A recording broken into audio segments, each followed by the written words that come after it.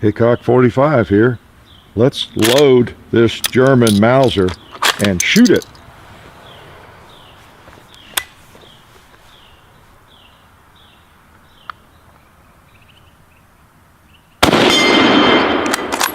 Nice.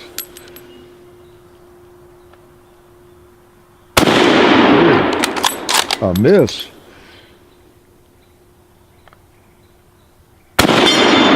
Sweet. Let's try something a little closer now. Like that jug of water.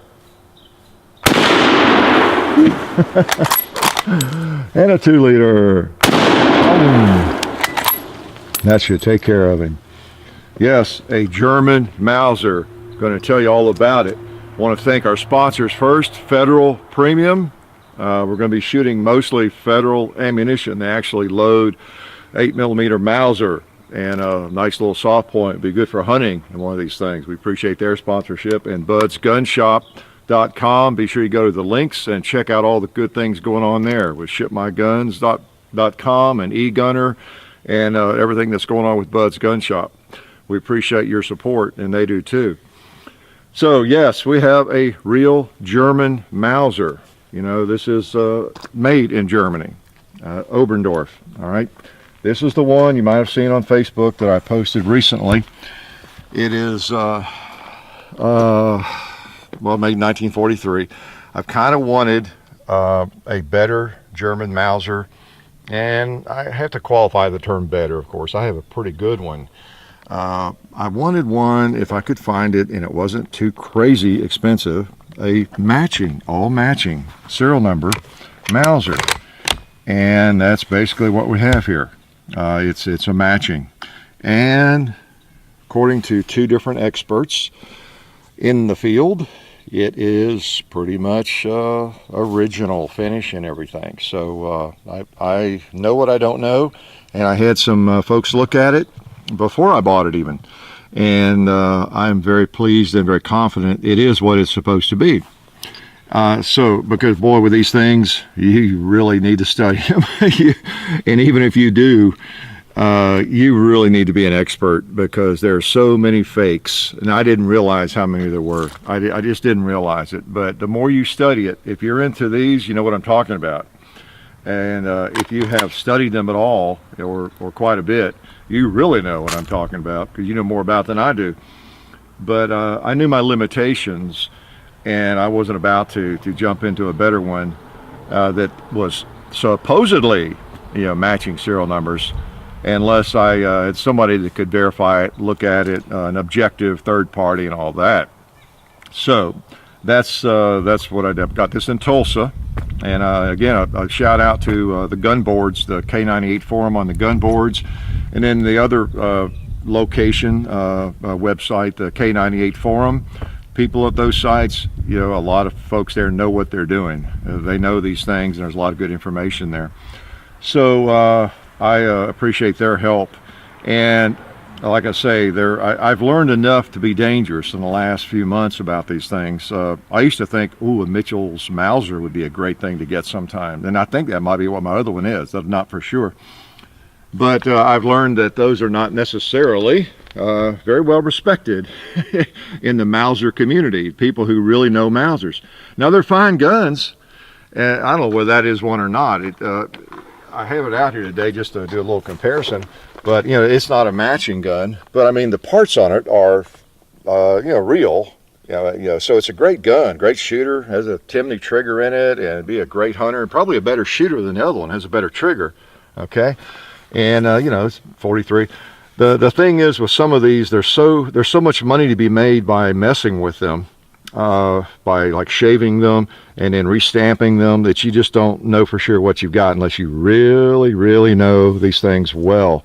And I don't want to condemn Mitchell's Mausers. I don't know everything, but boy, if you study the boards, the forums, and look at the threads on that, they are really looked down upon in terms of collectability. Now, as a shooter, they're fine, but there's so much going on, and I don't know that they're doing that, but there are people, if you've got a collectible item that is worth you know, $1,000, $2,000, $5,000, whatever it is, obviously there's going to be some unscrupulous people who try to fake that. Just like a coin or a Colt Single Action Army, whatever it is. Y'all know that if you're going to collect something that's gets into an expensive area, could be a piece of glass or anything that's got some certain initial on it, makes it way more valuable, there's going to be somebody who tries to fake that, right, and make some money. So that's what you really got to watch with these things, for sure. So this is cool. It's not a museum piece, but it is, and to show you what I was talking about, you can see on that bolt the serial numbers. There's one right there. There's one here on the cocking, the safety. There's on the back of it, and I'll be taking the bolt out and show you. So you got all those numbers, serial numbers. You got the serial number right here on the receiver, up here on the barrel bands. It matches on both of them. It's underneath, it's on the sight, it's in the stock. I've had the stock off. It's inside the stock. So it's on the floor plate of the magazine. It's on this piece, you know. So the serial number, the Germans were sticklers for numbering everything, especially before the war, World War II, and then into the war. Latter part of the war, they quit numbering some things, and they had to use some cost-cutting. They take some cost-cutting steps, as you can imagine. This thing started going badly for them, you know, whenever it became really bad, of course, but 43, 44, 45, progressively worse for them. They were still making them, but they used more stamped parts. For example, this front barrel band is a stamped piece, whereas on that one over there, you can tell it's different. The H barrel band, I think it's called, in the front, it's made out of, you know, metal. I guess milled, I don't know. But this is just a stamped piece in 44 they went to, and so, you know, probably does just as well. But they took some measures there to save costs. So anyway, this one actually doesn't even look as good as that one in a lot of ways, but this one's cool because it's all matching, and that this is the way this thing came, you know, from Oberndorf. It was made in Oberndorf, Germany, and that was another. The BYF tells you that, and the date 43, and that's kind of what I was looking for, and found it in Tulsa, and really pleased with it. It's not perfect, you know. It's where the strap comes through.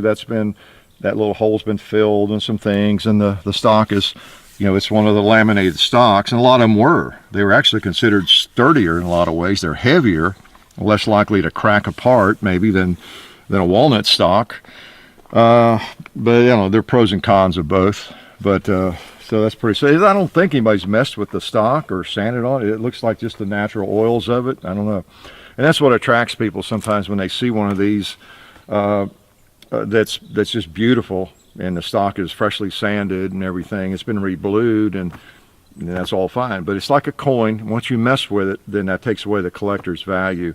You'll see them. I posted pictures of this on Facebook, and someone said, "Oh, it's obviously not original. The bolt's been reblued. It's been blued. The bolt's not supposed to be blued." Well, newsflash: the bolts were blued. The metal parts were blued. I think the butt plates were not. They were not blued. So again, if you see that, that's been done later by somebody, you know. So anyway, it's kind of cool because it's all there, and it shoots well, and it's a Mauser. You know, they've got the serial numbers under the sights and just everything. That's it's like that Swedish Mauser. I brought it out just for comparison. It's the same way. It's got numbers all over the place where you wouldn't even expect someone to have numbers on a firearm. And I brought it out also to show you. Let me move it over here. The comparison. This gun, in the video we did on that other one, I talked a little bit about this. I know a little bit more now. I wanted to share some of that. The K98, referred to as the car98K, the Carabiner 98 Kurz, which means carbine 98, the year it came about, and then Kurz for short, you know, because it's shorter than this. So it's called a lot of things. It's K98, Model 98, but it grew out from, of course, the Mauser's been around since the 1880s.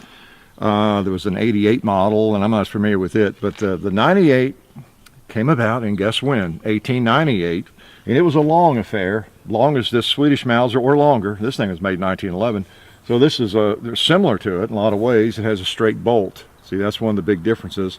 I wanted to show you the length. The K98 was handier in size, and they turned the bolt down, the curved bolt, supposedly making it faster to operate. I think John might argue with you on that. He loves his VZ24. I think it's a model, the Czechoslovakian model, can shoot it really, really fast with a straight bolt. But and I like the straight bolt on this one, actually. It's a great shooter. But so they made some changes, but it's still basically the 98, which was the German official, rifle from 1898 to about 1935, when they adopted this, the K98. Cut it down a little bit, and made a few changes, but basically it's the same rifle. So essentially the Model 98 is from 1898 till the end of World War II, 45. They made them, just slight changes, Actually, they made them before 98. So the Mauser, Paul Mauser, his brother Wilhelm, I think was his name, what they came up with in, I guess it was early 1880s, it's still alive today. Pretty amazing, all these years. Because if you look at your average hunting rifle today, or your quality hunting rifles, Remington 700, whatever it might be, and look at the bolt, and it's going to be just about like this. It's not going to have that big extractor on it, probably, like this one does, that big long extractor. That probably is the only major difference. It's going to be the Mauser, based on the Mauser bolt, just like the '03 Springfield and most quality bolt action rifles. They got it right the first time. Pretty amazing, huh? Let's take a shot with it. I wanted you to see that butt plate. They went to that kind of butt plate in, I think it was around 1940. And that was a little bit of a cost-cutting thing too, but it cups around the wood, and so if the laminates start coming apart or the walnuts started cracking, I think it was to help keep it from splitting apart. And so I wanted you to see that before I covered up with this and give myself a little extra length. And again, it's not for recoil. The Mauser it's a sweet shooting gun. I've been shooting a lot more lately. I'm reminded how nice it is. It does not really kick that much. It's a heavier bullet. Generally it's about a 196 grain bullet. I think was kind of the official round they settled on in the military, and that's almost 200 grains for you folks in Kentucky. 196. That's a pretty heavy bullet. And it's not a giant. It's not a Magnum, 300 Magnum or anything. And the bigger, heavier bullets tend to just push you a little bit more, and it's not quite as loud. You don't have that incredible muzzle blast. So it's a pleasant firearm to shoot, actually, and especially if I get my face away from that sight a little bit more, I really like it. Let's shoot some good old Federal. So this is what you would carry maybe if you were hunting with this rifle. I'm trying to save these clips. Those things are not cheap. I didn't realize that. Let's put one on this 2-liter here. Somebody might want a Mauser perforated 2-liter. Put it right in the middle if we can. All right, let's put one on the cap. That's close enough. Oh, how about a little pot smoking? Let's see if it'll do that.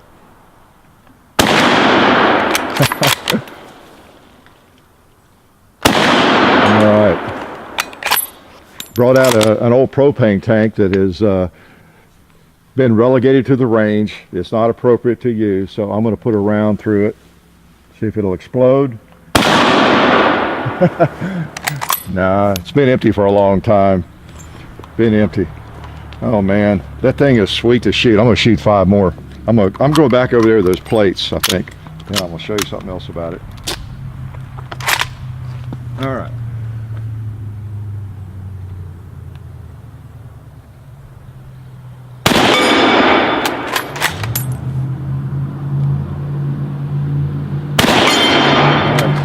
Try that little plate.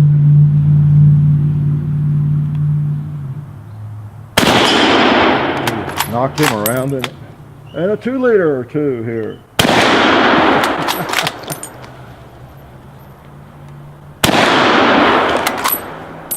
That is cool. I mean, this rifle is still intact from the Great War, World War II. And here I am shooting 2-liters with it again.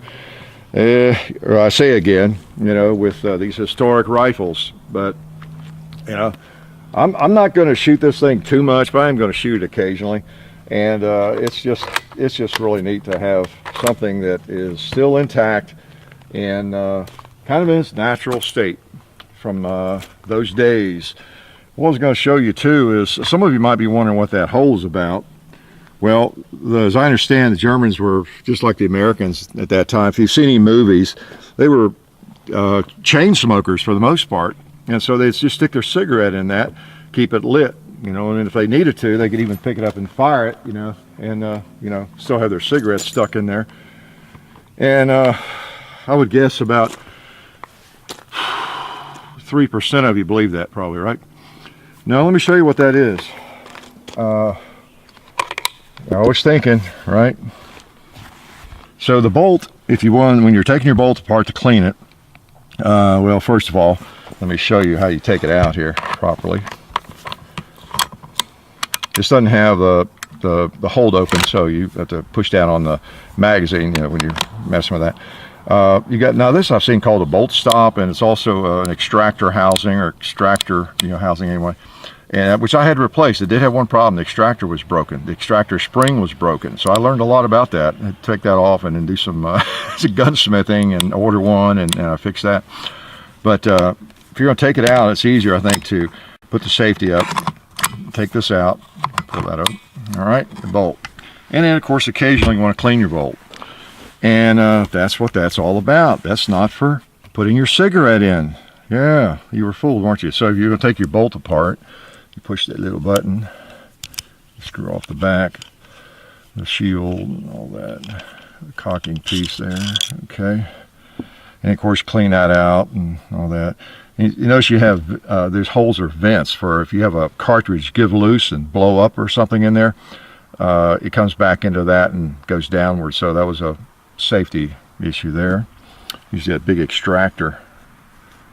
Amazing. And there's a serial number on that too. You see it's 65. They put the last two digits of the serial number in little places where the rest wouldn't fit. See right there on the extractor even. So even the extractor hasn't been replaced. Then on the back of the cocking piece, you know, and just all right there, right there. So they're nuts about that. It's kind of neat. So this is what this is for.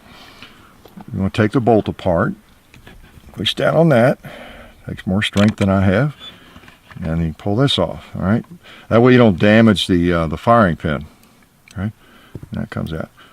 And notice this: even the firing pin has a serial number, 1265. How's that for a firing pin? That was another thing about the Model 98, the 98, the one-piece big firing pin like this and everything. Just a well-made rifle in so many ways. And you stick that back in there, putting it back together. Let's assume I've cleaned it. And takes a little bit of leverage here, and then of course this is your safety, you know, so it's easy to clean all that. Just take it apart, especially if you're shooting ammo you think might be corrosive, which I clean it every time I shoot anyway, whether it's corrosive or not. All right, get my muscles ready here. All right. It slides on there a certain way, comes around, back together. But it does take a fair amount of force, and you push down on the safety, and that works fine. And you put it back together. So these old bolt guns, as many of you know, are pretty interesting. And this is one of the iconic bolt guns of the world, no doubt about it. So she should be ready to go. Get back together. Your extractor is in the right place there. Pull out on the extractor housing there to get it in, then push down on that. Ready to go again. Safety's still up. All right. So pretty neat. These are fun to mess with. They really are. So like I say, this kind of evolved, you know, from the regular 98, a little bit shorter, handier, and then was used extensively. Now we know that in Germany, and you may know more about it than I do, all the various firearms that were used, but the general infantry firearm, you know, was this. You know, just like with us, it was the Garand, you know, in the British, the Enfield, and those rifles. But there were other weapons, machine guns, of course, submachine guns, you know, that were employed. So let's put a couple more rounds in. Oh yeah, this is a fun round to shoot. And you know, it is, you saw a recent video about cartridges and not using the wrong cartridge and everything. And I was brought to task about throwing the Mauser, 8mm Mauser in there with the 30 caliber rounds and talking about it like it was 30 caliber. Well, I mean, I know it's not 30. In fact, yeah, I stuck some of these in my pocket. But what I was really getting at there is you do want to be careful because, like, it's not exactly 30. It's what, 30? It's 792 by 57. It's a little bigger, but if you're just looking at a bunch of rounds on your shooting table or somewhere, those all look kind of like 30 caliber, rifle cartridges, don't they? Like, okay, those all look like they would fit. Well, no, one of them, there's a Enfield, which is 303. There's the Mauser, and then here's a 30-06, there's a 308. So none of them are actually just 30 caliber. They're all a little bit bigger than 30 caliber. But what I was getting at is they all kind of look like the same thing. So that's what you want to be wary of. Put those back in my pocket so I don't get them mixed up. Because all we have is 8mm out here. Let's take a couple more shots here. Cool rifle. Don't want to lose that. Safety up, prevents you from firing it, but you can still work the bolt. I could, clean out the magazine that way, or push it on over again, and it locks up like that. Okay, so let's just shoot a couple more rounds. Oh, we still have some pots here in the vicinity. Pretty cool.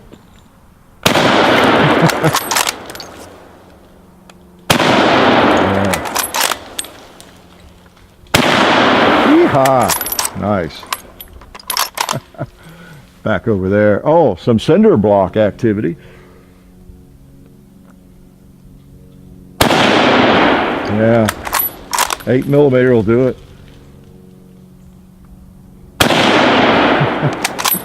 Just 5 rounds. It's not a Lee Enfield. You don't get 10 rounds or anything. So this was known for you hear people brag on the Mausers, all the time. And you may have a little bit of an aversion to these firearms used by the Germans during that war and some of the things that went on. Again, we have to be careful. We assign too much emotion, I think, to an inanimate object, but I understand that. But it doesn't bother me that it was used against us. I mean, my favorite firearms are generally American firearms, I guess, but it's just a firearm. It's interesting. The people that carried these, they were carrying them the same reason that, for the most part, that our GIs were carrying a Garand or an A3 Springfield, because they were told to and where to go and what to do, and that sort of thing. Again, it's an inanimate object, but this very gun might have killed somebody in my family, or your family or something. It's just weird that it was actually used. It's always very interesting to have replicas of firearms that were used in major wars and that kind of thing. And then it's even more interesting to have an actual firearm that was used. It's not a replica of anything. It was there. So it's pretty fascinating when you think about it. Even though there are millions of them out there. There are millions of them. But again, the beauty of the Mauser, the reason people are always, and we went over this in one video, I think, but the reason people are so taken with this is it's a good lockup, it's a controlled feed, picks up the round, and you got these 2 lugs on either side. They go up right into there, and when you turn the bolt, they lock into a mortised area on either side there.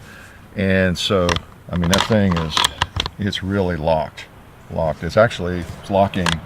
Yeah, it goes into the side and locks up into here and down there. And then you got a safety lock here on the back, a lug on the back of the bolt that locks in to a mortise area right there.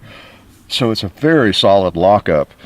And a lot of the bolt actions of the day had the lugs were on the back, so they locked up on the back, which wasn't as strong, like the Krag and some others. So it's just a very strong lockup for that bolt, and it makes for a very accurate rifle.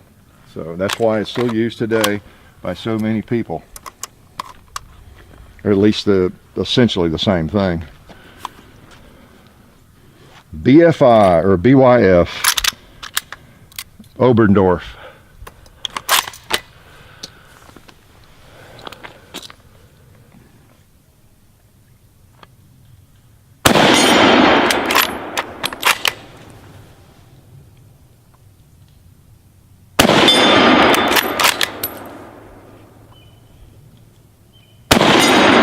Go for that little one again.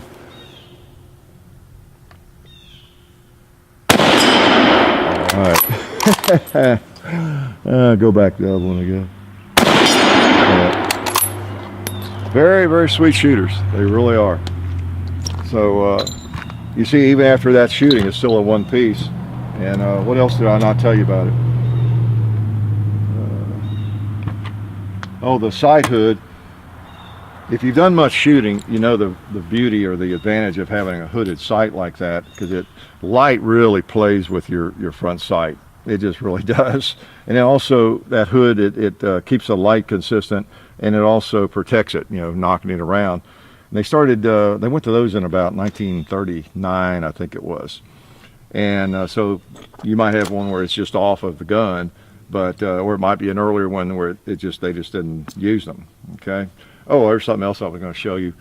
The cleaning rod. Now this might surprise some of you. Let me make sure the bolt's open. Yeah, it's open. We're clear. Before I start turning it around here too much, I'm going to take this out and show you something that will just amaze you. It's another one of those illusions, you know, those distortions that we're always messing with you on, like the magazines. See, there's your cleaning rod, and that's it. That's it, you know. Okay. Well, look at that. It doesn't reach all the way down. The other cool thing about the Mausers is that they don't get dirty down here, this part of the barrel, only out here. Imagine that. Okay, how many of you believe that? Nah, not many. Actually, that was intentional, and it took 3 of these. You would screw them together, and you and your buddies in your outfit, and it's my turn to clean my gun. I'd borrow theirs and put them together and clean my gun, and then, you know, pass it around. You take it back apart and then put your piece back in here. So it taught togetherness, working together, right? So yeah, that was that. That's what that's about.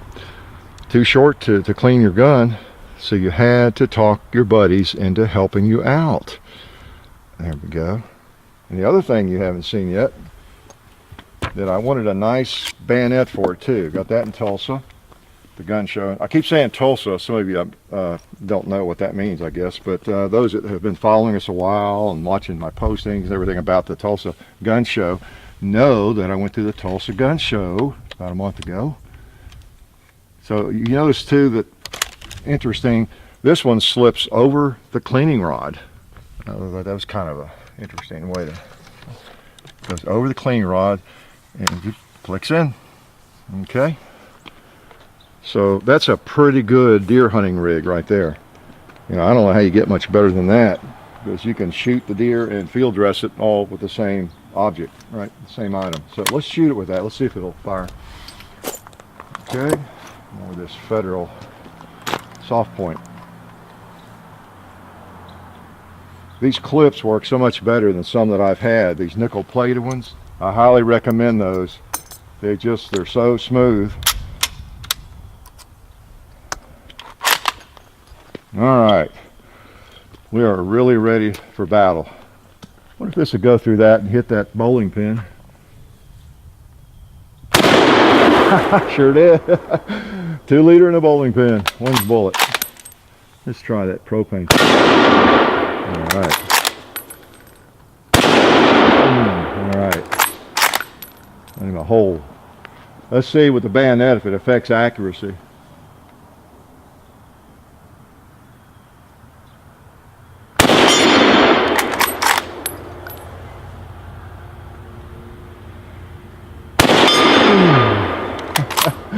Oh, it shoots just fine with the bayonet or without it.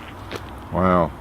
Now you saw some of these markings and these proof marks. Some of those are called Waffenants or something. There's an organization that just is in Germany, was responsible for all the proof marking of these things. There's actually one on the stock back here that matches. It's not easily, it's there. And they're on various points on the firearm, and that changes from year to year. So that's what I was saying. You really need to know these things, or know somebody who really knows them, if you're planning on spending more than $500 or $600 or $700 on one, because you can get a good shooter, really a great gun like that one over there. Just a great gun that you'll really enjoy in that price range or less. But if you're going to go a little bit more, one that has collectible value, beyond just being a good shooter, you just depending on how much you're going to spend, you really need to study it and know what you're doing. Because every year, the more I read, the more I realize I don't know. Like every year, things would change in the manufacture of these, and where they would stamp them, and what what kinds of stampings they used, and all of that. So there's just book after book after book on them, of course. And like the number right here on the barrel, 101, and there's a Nazi marking. Just shows that the factory where it was made. The 43 is the year. Just mean different things. So. And this one doesn't have import marks on it. So it was, I don't know, brought back by somebody. Somehow got into this country. Some of them were cut down and shipped back.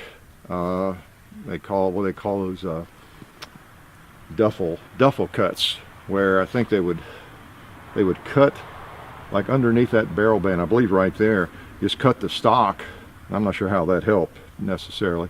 But so they could ship them back, and they weren't quite as long. I guess they took the barrel out and all that. And the stock, I guess, is the longest piece once you get the action and barrel out. So anyway, they'd cut it and ship it back, and then you still put it back together. And I don't know how you reattach it, but or if people even do, you just put the clamp on there tight. So there's different things to look out for, definitely. But again, it's like buying if you're going to go buy a silver dollar, you've never had a silver dollar, it's going to be cool just to own one. You can go buy one today and they're what, 20, 25 bucks or something. Doesn't matter when it was made, what the date's on it, even what condition it's in. If you just want a silver dollar because they're so cool. I say that because I know a little bit about silver dollars. I used to be into those a little bit. But if you're going to go get one that's and spend $300 for it, you better know all about grading and special little markings and all that sort of thing. So that's kind of the thing I wanted to warn you about on these things. And I guess that was about it. This one was blued. And they blued the bolts in 1944, 43 and everything. And they went to a phosphate kind of a parkerizing later, I think. And as I say, they in 44, they really started cutting costs because things got worse and worse for them. I think all the barrel bands became stamped. The floor plate here became stamped. I think the trigger guard was stamped. These are not stampings here, I think. They became stampings in 44, 45. Things got really bad, and they were still making these firearms, so they were cutting costs wherever they could. But now, for what I've read, they only cut costs in terms of those sorts of things. They didn't start throwing the barrels together to where they weren't accurate or anything like that. It was just in the superficial things that don't matter that much. Well, I don't know about superficial, if that's the right word, but whether your floor plate is stamped or not it's not that critical, or that barrel band and all that. So pretty cool guns, and pretty interesting. Like I say, they started turning down the bolts on the K98 because the faster to operate, and you could put a scope up here, because if that bolt is sticking right up into the scope, that doesn't work so well. See, even that one is close to a scope. If you had a scope sitting there, it would be right up almost against it, and it's turned down bolt. So those were some of the differences between the Gewehr 98 and the K98. Pretty cool gun. This is kind of a prized possession, I guess you'd say, of mine. It's one I'll not hopefully ever sell or anything, just because it's pretty cool. Matching. It's all matching, and it's a shooter. I'm going to take good care of it, but I am going to shoot it. I'm going to keep the history alive and take a few shots with it now and then. Okay, so the car98K, or the car98K, or the K98, or the model 98, called by a lot of different things, but as I always say, a rose, well, no, it was Bill Shakespeare said that, a rose by any other name is still as sweet, right? Good old K98. This one is the BYF, made in Oberndorf, Germany. Life is good. We'd like to thank one of our sponsors, SDI, the Sonoran Desert Institute. SDI has fully accredited distance learning programs where you can get certified in gunsmithing or even an associate's degree in firearms technology. Of course, the study includes hands-on experience, which is important, of course, So check it out. Go to sdi.edu or just click on the link in the description. Okay. And also would like to remind you to check out the Hickok 45 Facebook page and the Hickok 45 and Son channel and its Facebook page, as well as Gun Culture Radio on iTunes. Now remember all this, because I'm coming to your house randomly over the next year or two to give you a quiz on it. Okay? Thank you.